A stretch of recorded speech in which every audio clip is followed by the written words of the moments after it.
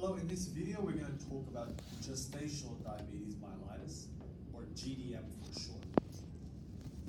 Gestational diabetes is a common condition that occurs during pregnancy, specifically diagnosed roughly in the third trimester of pregnancy. As the name suggests, it essentially is similar to diabetes mellitus type 2, in that you have hyperglycemia and you have problems with insulin. So let's look at what normally happens during pregnancy. The pancreas is an organ responsible for producing the hormone insulin. And here is the target cell, which insulin will target eventually. And here is the fetus, which is inside the uterus of the pregnant lady. During pregnancy, there is beta cell hyperplasia. Beta cells, or B cells, are cells in the pancreas that produces and secretes the hormone insulin. When a pregnant lady eats, their blood glucose rises. There is hyperglycemia. Hyperglycemia will stimulate the beta cells of the pancreas to release the hormone insulin into circulation. The increase in insulin in the circulation will go around the body and then target specific cells, telling these cells to take up glucose from the blood in the attempts to reduce blood glucose. There is still enough blood glucose available in circulation to enter fetal circulation. The fetus requires glucose in order to gain energy and to grow. And so the fetus will receive adequate glucose, and so there will be normal fetal growth. The fetus will always receive glucose because of several reasons. First is that during pregnancy, insulin sensitivity decreases. This means that the effects of insulin on maternal tissue is reduced. Because the effects of insulin is reduced, there will be more glucose in the blood. Beta cell hyperplasia in the maternal pancreas occurs because of reduced insulin sensitivity in maternal tissue. And this also is a cause of the factors released by the fetus telling the maternal body to feed it. What happens in gestational diabetes is that instead of a small decrease in insulin sensitivity in maternal tissue, there is a lot of insulin sensitivity decreasing, and thus also insulin resistance. Here is the pancreas of the mother with gestational diabetes, and here is the target cell of insulin, and here is the fetus in uterus.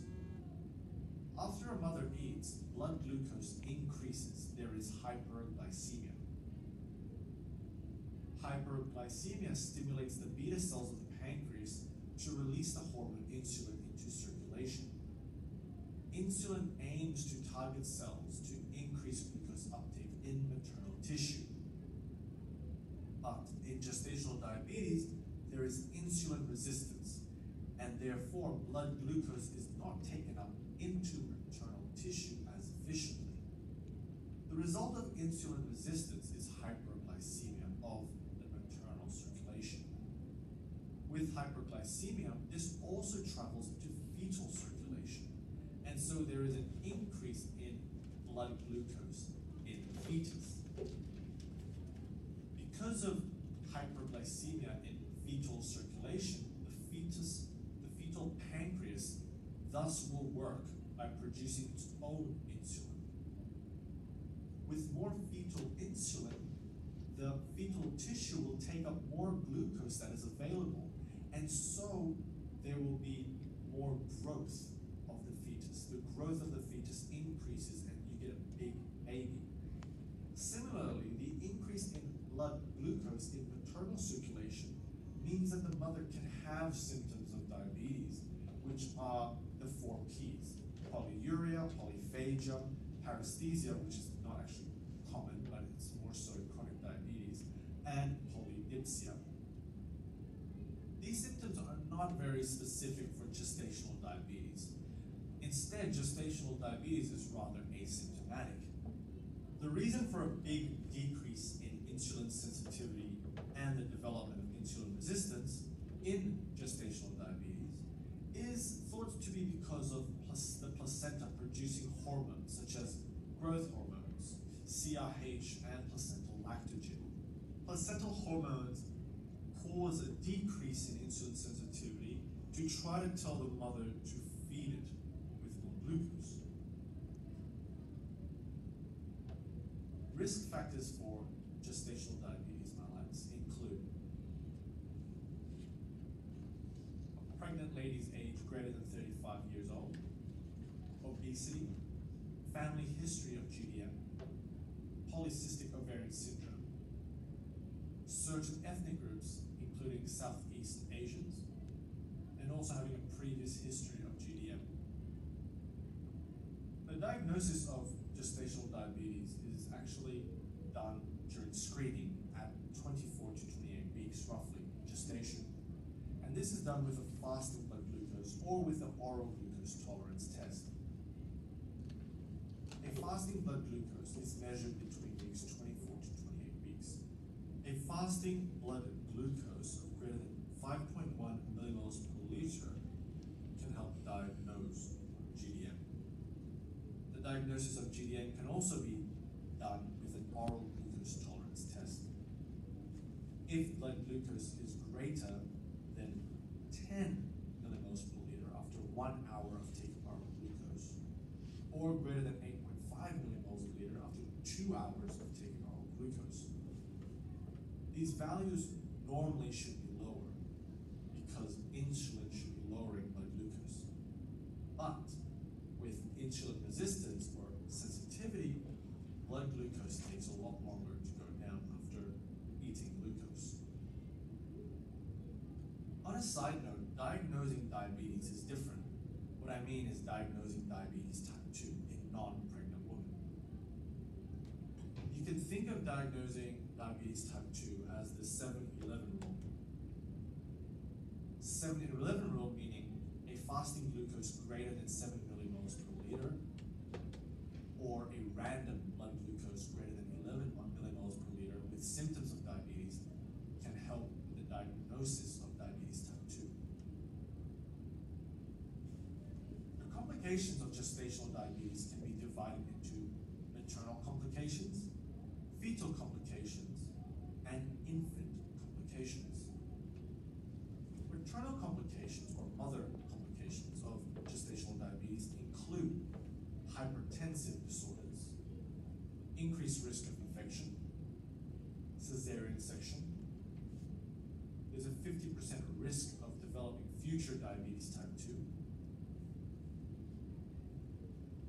A maternal complication can also be a treatment complication where you get insulin-related hypoglycemia. Fetal complications occurs as a consequence of fetal hyperglycemia. With fetal hyperglycemia, you get fetal hyperinsulinemia. Fetal hyperinsulinemia means that there will be more glucose uptake by fetal tissues, causing macrosomia or a big baby. Fetal hyperglycemia means fetal osmotic diuresis occurs, which means that the fetus will pee more because of the diuretic effects of glucose. Because the fetus pees more fluid will be within the amniotic sac, causing polyhydramnios. Fetal hyperglycemia may lead to congenital abnormalities and even stillbirth. Infant complications or baby complications tend to occur during delivery or right after delivery. And this is because the fetus is larger than normal. There's macrosomia, and thus birth trauma can occur. And this can be trauma to the baby or to the mother's genital tract. After delivery, the fetus will not receive any more glucose from the mother because the umbilical cord is clamped.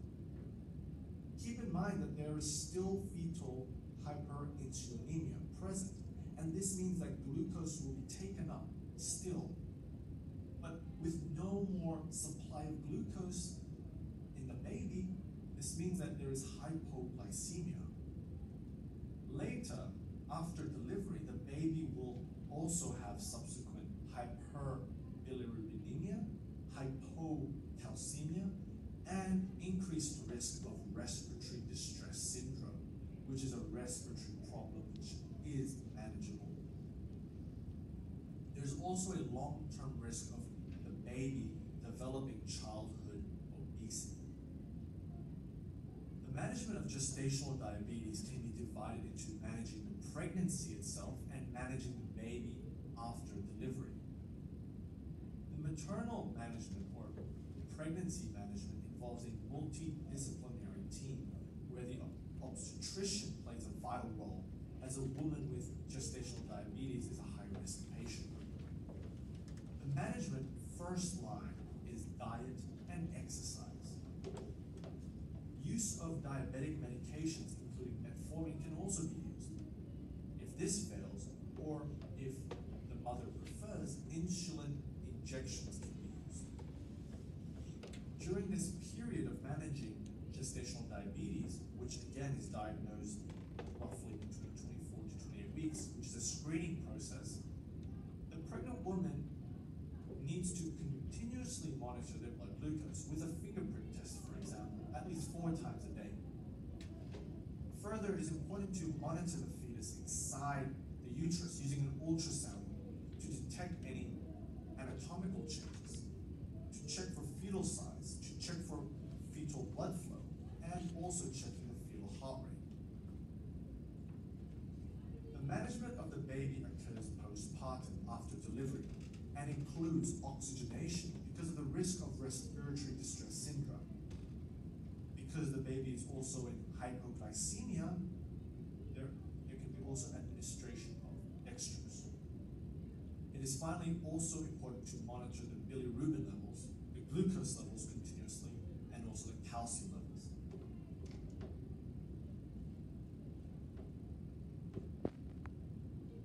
Awesome. You said it all for me. All right, so what we'll do is discuss it even further and how it pertains to us working for mainline health.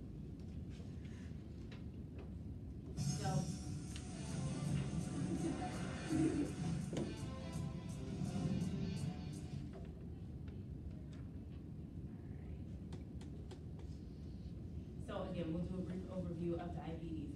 Again, there's a high blood glucose levels in the blood. Cells need glucose, but the body gets glucose from food, which is carbohydrates that we intake, but it also has a storage of glucose called glycogen in the liver, and that's usually used when food is not available. Insulin is a hormone that is secreted by the pancreas, and it acts as a regulatory system to decrease the amount of glucose that is present in the blood. And when there is high blood sugar, it is a result of an insufficient amount of insulin as related to a pancreatic defect, or it's the inability of the body to respond to the insulin that is being secreted. So the different types of diabetes is type 1, which is there is a dysfunction with the pancreas itself. Type 2 is insulin resistant. So the pancreas is creating the insulin that is needed, but the body's just not able to process it. And then there's gestational, which is that there's high blood glucose specific to pregnancy, meaning that this pregnant person did not have a history of diabetes prior to their pregnancy. And then also pre-diabetes, which is when there's a high blood glucose level, but it's not high enough to be diagnosed as diabetes. So gestational diabetes, the definition is that pregnant women without pre-existing diabetes mellitus present with high blood glucose. It happens in about 5 to 7% of pregnancies, and the cause is unknown, but it's thought to be because of placental hormones that are present. Some of the risk factors involved are pre-diabetes, again, that's elevated blood glucose without the diagnosis of diabetes, high blood pressure, a history of gestational diabetes with previous pregnancies, a family history of type 2 diabetes, hormone disorders such as PCOS, overweight or gaining too much weight during the pregnancy, someone who's older than 25, being of African, Indian, Asian, Hispanic, or Pacific Islander descent, and previously giving birth to a baby that weighed at least 9 pounds or had a birth defect. Also, previously having an unexplained stillbirth or miscarriage is a risk factor for gestational diabetes. It's diagnosed around 24 to 28 weeks. So for Mainline Health, we use the glucose tolerance test. So for the 1 hour test, there is no fasting involved. A mom will get 50 grams of oral glucose. We use glucola. And then they are tested 1 hour after it through a blood test. So if it is over 130 to 140, then they are going to get a 3 hour glucose test. With that, they are going to fast, and a blood level is going to be drawn at the start before they drink the glucola, and then 1 hour after, 2 hours after, and 3 hours after. And the levels that we look at is that if it's over 95 for fasting, over 180 for 1 hour, over 155 for 2 hours, or over 140 for 3 hours, if two of those are increased, then we would call our mom gestational diabetic. And that's based on what we see in our care plans through Epic. Some of the complications that we'll see in gestational diabetics for maternal effects is hyperglycemia, DKA, which is a profound insulin deficiency that we'll discuss a little bit further on in the slides, hypoglycemia because of uncontrolled diabetes or controlling it too much with insulin, preterm labor, preeclampsia, IUF. Some of the fetal effects are changes in well-being. So if you remember yesterday, Tracy was showing you what a fetal monitoring strip looks like. A category 1 strip would be one that it has moderate variability, you'll see accelerations, you'll see a nice happy baby in there. But with someone who has gestational diabetes, you might see a category 2 or 3 tracing, which means that you might see minimal variability, late decelerations or variable decelerations, or even absent variability, which is an issue. Fetal anomalies can occur, fetal hyperglycemia, which will lead to macrosomia or a big baby, or also polyhydramnios. IUGR can occur as well in mothers who have vascular effects related to the gestational diabetes. So not only are you worried about a big baby, but you might also be worried about a really small baby. And with your big babies, birth complications can occur like shoulder dystocia, which we learned about yesterday. So the treatment that we use for gestational diabetes is either diet and exercise or medication. So education has to take place. And as we learned yesterday, education starts at admission. So we want to make sure that we can assess what the mom knows about how to take care of herself and supplement where there's a need. So a mom who has gestational diabetes should be checking her sugar around 3 to 10 times a day based on the needs of that mom. If she is going to be receiving insulin, she should know how to properly administer that insulin. So it's important for us to be able to demonstrate and return demonstrate with the mom and make sure that she's doing it effectively. And then there's diet planning. So there's a team of doctors that will be consulting with this mom, including endocrine. So they will be explaining to her how to properly manage her diet. Treatment of hypoglycemia is something that we not only want to educate our moms on, but also their support persons, because if there's any type of effects that occur because of hypoglycemia, we need to be able to educate them on how to bring the sugar up in a fast way. Also, we want to educate our patients on reportable signs and symptoms of ketoacidosis, again, which we'll talk about a little bit later on in the slides. But some of those signs and symptoms are abdominal pain, nausea and vomiting, polyuria, polydipsia, free breath, leg cramps, altered mental status, and rapid respiration. So, two of the oral antibiotic agents that we use for Mainline Health are glyburide and metformin. So glyburide stimulates the beta cells to produce more insulin, whereas metformin, it prevents the conversion of glycogen to glucose in the liver for release in circulation. So the glyburide works with the pancreas, and the metformin works more with the cells to help with the balancing out the glucose and insulin. Then we have actual insulin. So the requirements will change from the first to the third trimester. So whatever your orders are in the first trimester, they might drastically increase by the third. So there's different types of insulin. We have short acting and intermediate acting. A mom might just have the intermediate acting and not use any short acting in between, or she might have orders for short acting just to cover with meals. The regimen is individualized, so what works for one mom is not necessarily going to work for another.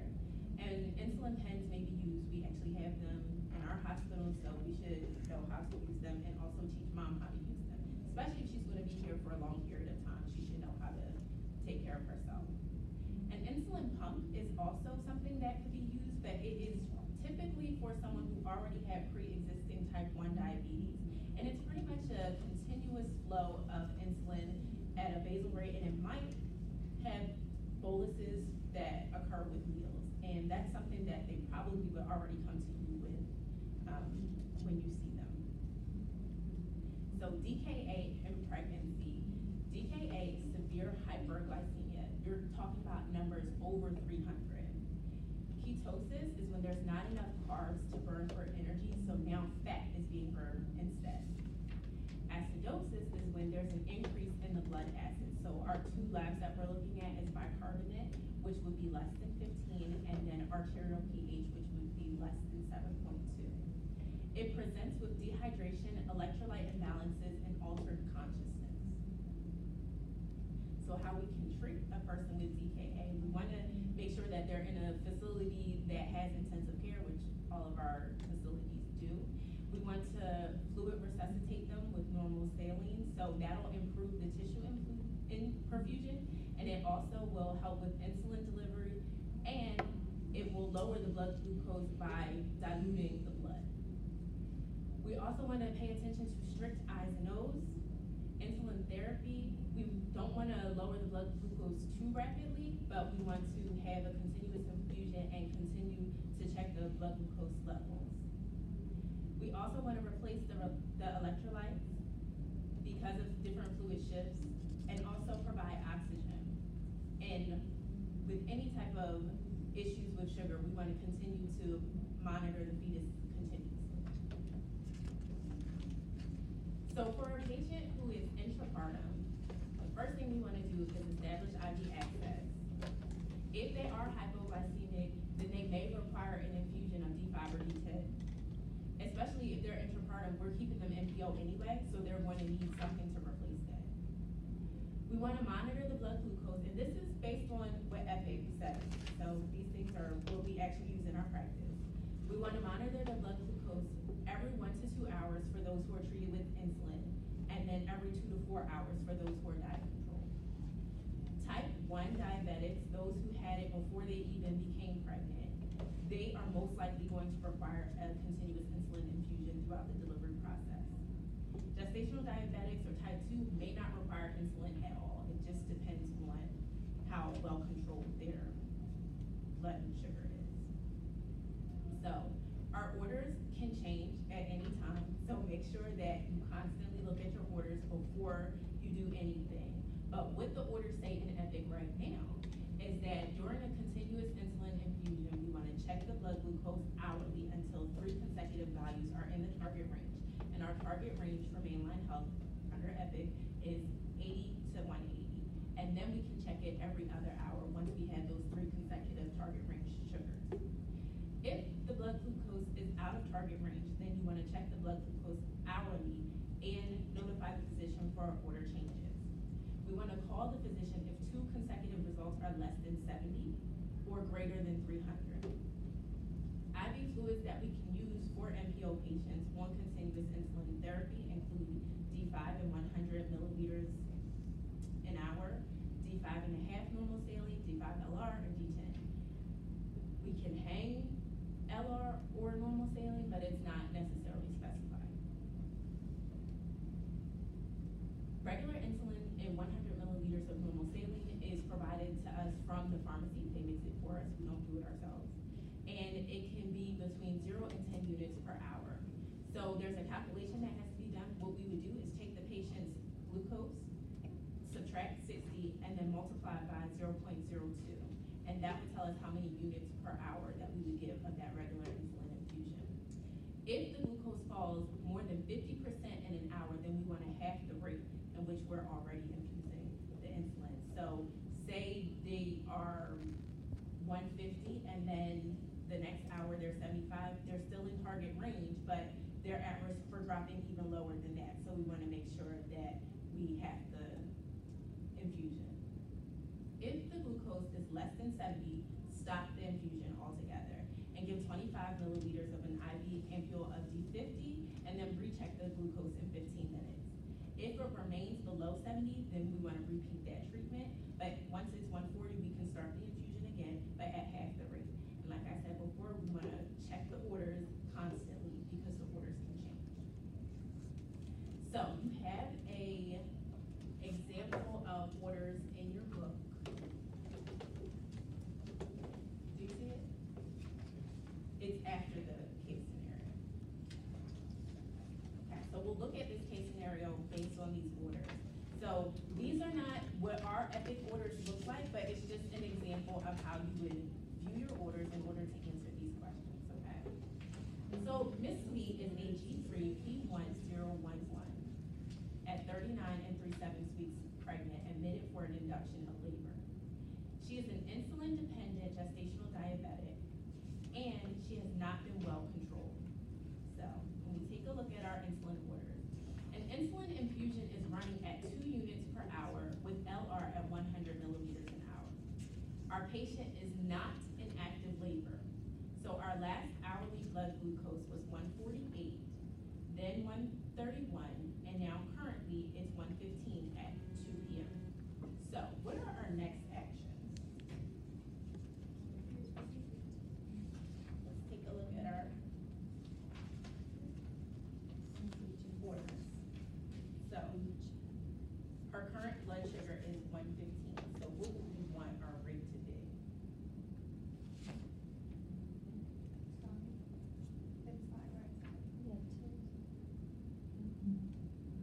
It's 115. Say it again. Yes, so it should be at 1 unit an hour. Right now it's infusing at 2 units per hour.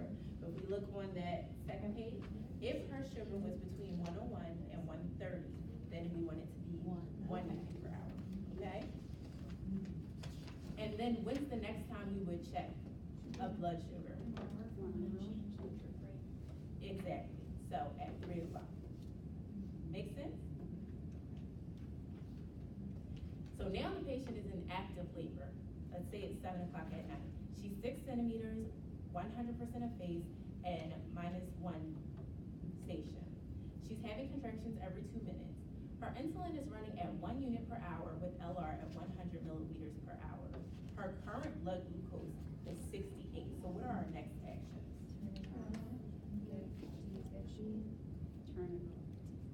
Turn off the infusion. That's the first thing we want to do is turn it off. We want to notify the physician, and then we would start D5LR. Exactly.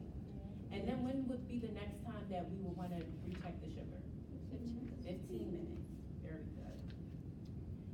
The patient has delivered vaginally. It's now 23:30, and the physician ordered insulin to continue at 1 unit per hour with LR at 100 milliliters per hour.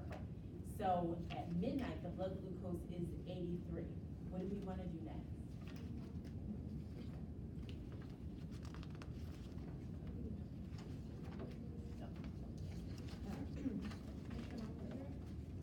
She's postpartum now, and we're in target range.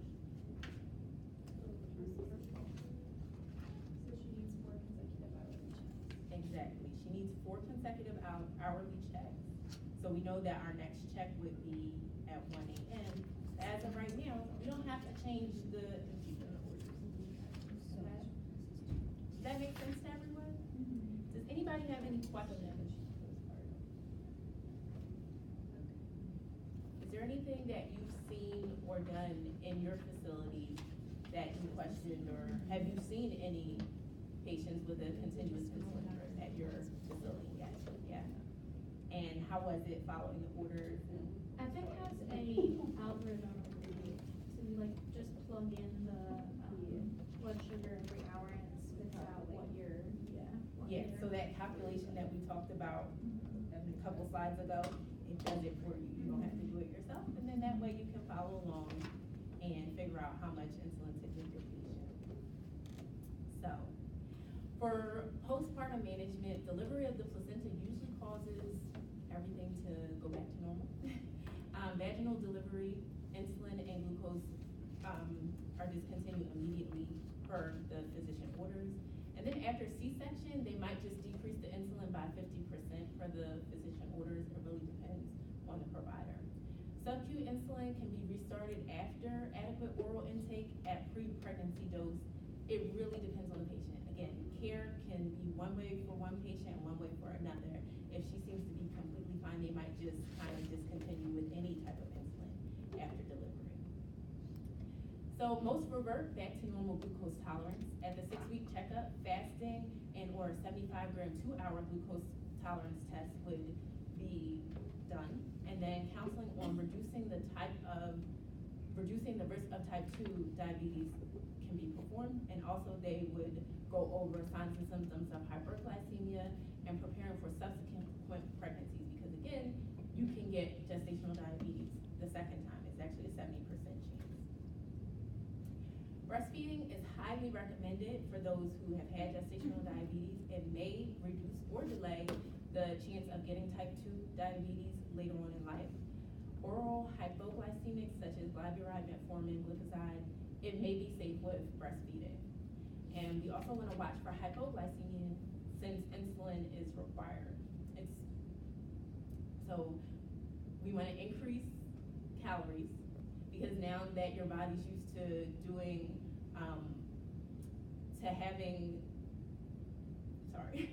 now that your body has gotten used to having these medications on board and lowering your blood sugar, you want to increase calories and you're breastfeeding, so you're burning calories so fast. So you want to increase your calories.